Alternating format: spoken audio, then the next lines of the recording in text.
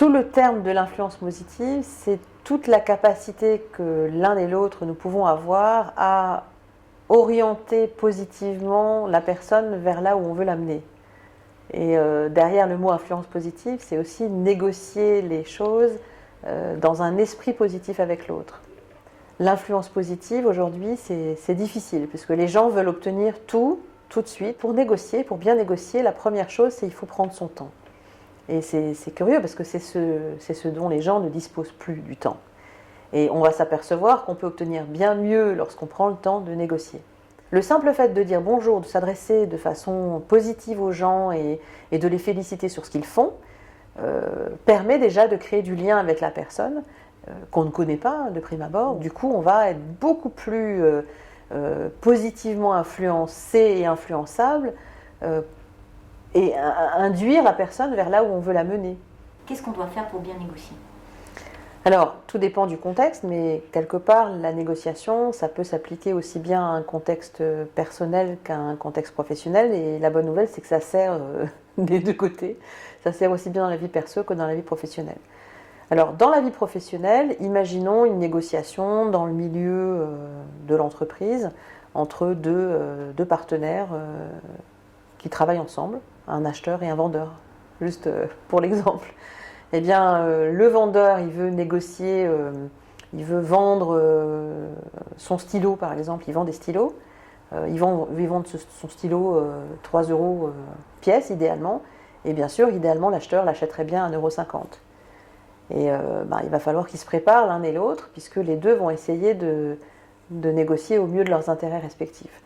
Déjà, s'ils ne parlent que du prix, on va vraiment être dans la difficulté, puisque quand on parle que du budget ou que du prix, on va beaucoup plus facilement être dans le marchandage. Et la difficulté justement des gens, c'est qu'ils pensent qu'ils sont dans la négociation, mais en fait ils ne négocient pas, ils marchandent.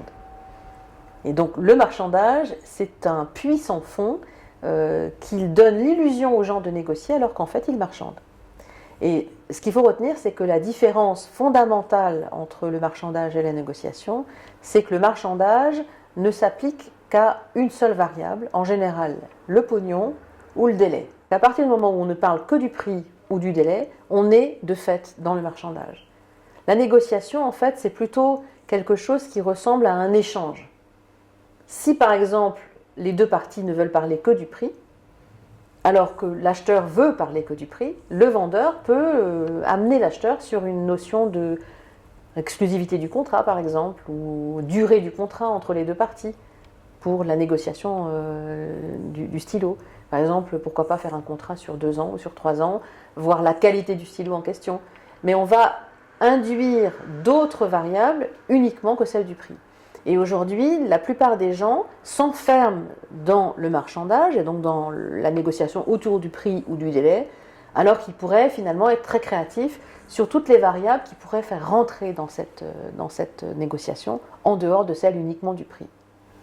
Et comment on fait concrètement alors pour se préparer ? Est-ce que vous pouvez me donner un de vos secrets ? Alors pour se préparer, déjà, il faut savoir ce qu'on veut.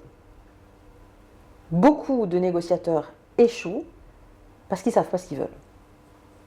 Ils ne savent pas ce qu'ils veulent. Ils ont une vague idée de ce qu'ils veulent.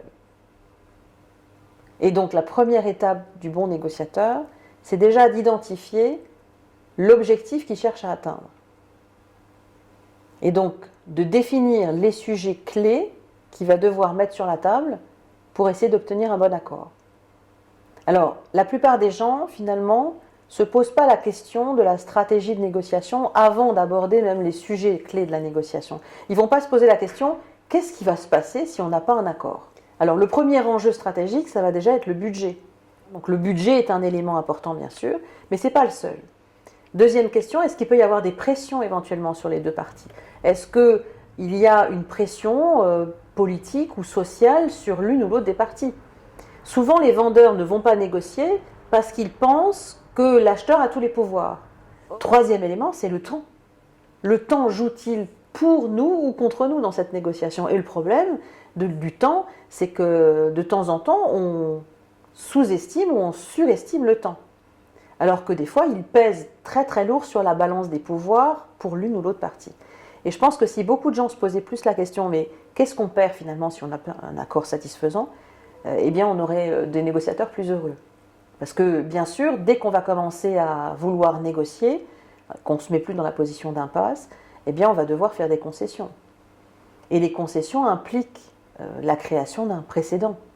Du coup, si je n'ai pas anticipé éventuellement le précédent que va me coûter d'aller jouer dans la case négociation, eh bien ça va me coûter bien plus cher sur la balance des pouvoirs, comme on dit, plutôt que de rester dans le blocage. Et puis l'autre aspect aussi qui est non négligeable, c'est la notion de crédibilité. Si on a bloqué avec quelqu'un, si on s'est mis en porte-à-faux et qu'on était dans le blocage pendant très longtemps avant d'accepter de négocier, est-ce qu'on est encore crédible? C'est quoi finalement négocier? Ça commence quand la négociation? Alors, négocier finalement, ça commence lorsque vendre ne suffit plus. Et c'est pour ça que c'est si difficile pour les vendeurs. Parce que c'est si difficile d'être négociateur pour un vendeur, parce qu'ils ont du mal à enlever leur casquette de vendeur pour mettre celle du négociateur. Parce que le vendeur, il est plébiscité parce qu'il est bon dans l'acte de séduction, qui est l'acte de vente par essence. Et il a beaucoup de mal à se mettre en posture de négociation.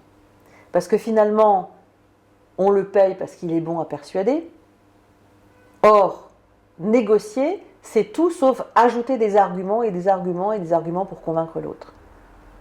Négocier, c'est donner à l'autre ce qu'il veut pour obtenir en échange ce qu'on veut soi. Et il y a beaucoup de gens qui ne comprennent pas ça en fait, qui se mettent en position, ce que moi j'appelle sumo, c'est-à-dire où vous avez deux forces en présence qui s'opposent et où finalement aucune des deux parties n'est vraiment vainqueur, parce que l'objectif de deux sumotori, c'est de pousser l'autre en dehors du cercle.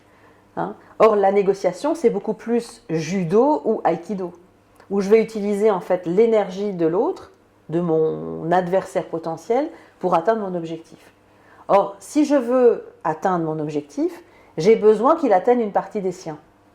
Or, beaucoup de négociateurs se mettent dans ce qu'on appelle l'égociation. Ce que j'appelle l'égociation, c'est le combat de sumo, justement. C'est ego face à ego. Et le problème, c'est que dans la préparation, on doit se mettre dans la position d'ego, c'est-à-dire on doit savoir ce qu'on veut. Or, beaucoup de gens ne savent pas se préparer, ne savent pas se mettre dans cette posture d'égociateur, on va dire, dans la préparation, parce qu'ils pensent à la place de l'autre. Ils se disent « Ah, mais quand je vais lui parler du prix, il va me parler du volume. Et quand je vais lui parler du volume, il va me parler de la qualité. Et quand je vais lui parler de la qualité, il va revenir sur le prix. Et du coup, on tourne en rond et on se met en posture d'échec avant même d'avoir commencé à négocier. Donc ça, c'est ce que beaucoup de gens ne font pas. C'est-à-dire qu'ils ne se mettent pas dans la posture d'ego, dans la préparation, de savoir vraiment ce qu'ils veulent, jusqu'où ils sont prêts à aller. Hein? Parce qu'une fois qu'on a la possibilité de rentrer dans le face-à-face, soit par téléphone, soit face à l'autre, eh bien on va se mettre dans le no-ego. On va se mettre vraiment à sa place. On va lui demander ce qui est important pour lui, on va essayer de voir jusqu'où lui il est prêt à aller. Et négocier, c'est lui donner tout ou partie de ce qu'il veut pour obtenir en échange tout ou partie de ce qui est important pour moi. Hein? C'est en fait, quelque part, faire du troc. En fait, on en revient d'ailleurs en cette période de crise un peu difficile à des situations de troc entre les gens dans les entreprises, où échange quelque chose qui a beaucoup de valeur pour toi contre quelque chose qui en a beaucoup pour moi. Et finalement, le troc est revenu à la mode. Dans les grandes entreprises, il y a du troc aussi. On troque des choses qui ont de la valeur pour les uns, pour des choses en échange qui ont de la valeur pour l'autre. Et finalement, négocier, c'est ça. C'est vraiment donner à l'autre ce qui est important pour lui, tout ou partie de ce qui est important pour lui, pour récupérer en échange tout ou partie de ce qu'il est pour moi. Parce que lorsque je sais vraiment ce que je veux, que je me suis vraiment mis dans une phase d'ego, le seul moment où je pense un peu à l'autre dans ma préparation, c'est quand je réfléchis aux concessions que je peux faire pour lui. Or, le problème du négociateur, c'est de créer l'intérêt. Que l'intérêt, il doit être chez les deux parties. Si l'autre n'a pas intérêt à négocier avec vous, vous pouvez faire la danse du ventre, la mort du cygne au violon, comme les mauvais vendeurs, vous savez, qui jouent du violon pour essayer de persuader les acheteurs, mais rien ne va marcher. Parce que à ce moment-là, vous allez juste créer de l'insatisfaction, vous allez essayer de persuader, mais le problème avec la persuasion, c'est les mots, quand ils sortent de votre bouche, ils sont empreints de vérité. Hein. Ils sont comme de la vérité absolue, ça sort de votre bouche, et puis il y a comme un truc chimique qui se passe avec l'air. Les mots se mélangent à l'air et le temps qu'ils arrivent à l'oreille de l'autre, c'est ce que les Américains et les Anglais appellent bullshit. Vous voyez, c'est-à-dire ça n'a aucune valeur pour l'autre. C'est de la vérité pure quand ça sort de votre bouche, mais c'est juste des arguments qui tombent à plat. Et donc ce qu'il va falloir faire, lorsqu'on n'a vraiment pas de marge de manœuvre, c'est motiver mon interlocuteur. Et pour ça, je vais devoir réfléchir à des concessions que je peux faire en plus, mais qui vont avoir une valeur pour lui.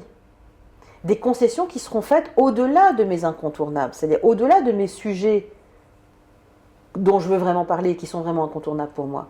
D'autres choses.